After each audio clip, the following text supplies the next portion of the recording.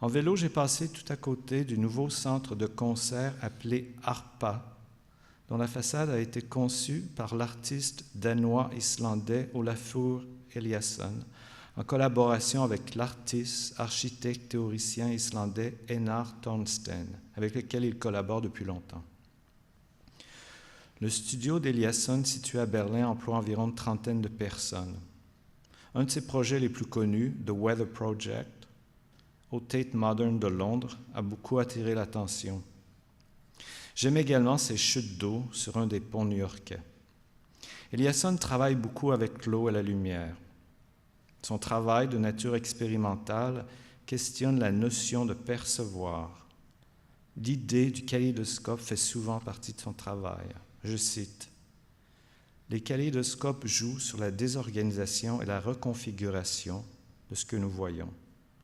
Ils nous offrent de multiples manières ludiques de voir le monde, et vous pourriez dire qu'un kaléidoscope constitue une perspective différente. Percevoir, c'est agir.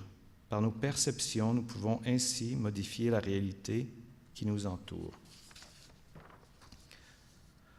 Tout ce que je propose, c'est de diriger l'attention sur le travail de Brakhage. Et Brakhage nous demande de regarder. Le travail de Stan Brakhage est exploratoire et évoque des associations multiples, passant du banal au sublime, et invite à une variété de façons de voir.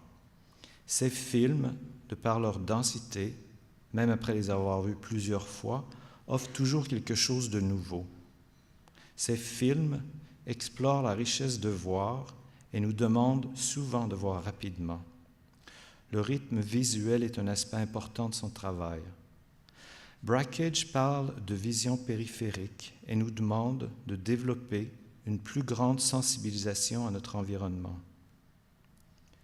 Le poète Robert Kelly a dit après avoir vu The Art of Vision, film de 1965 de Brakhage, « Mind at the mercy of eye at last ». C'est la fonction de l'art de renouveler notre perception. Ce qui nous est familier, nous cessons de le voir. L'artiste bouscule le familier et, comme par magie, nous fait voir un autre angle, une autre signification. Anaïs Nin.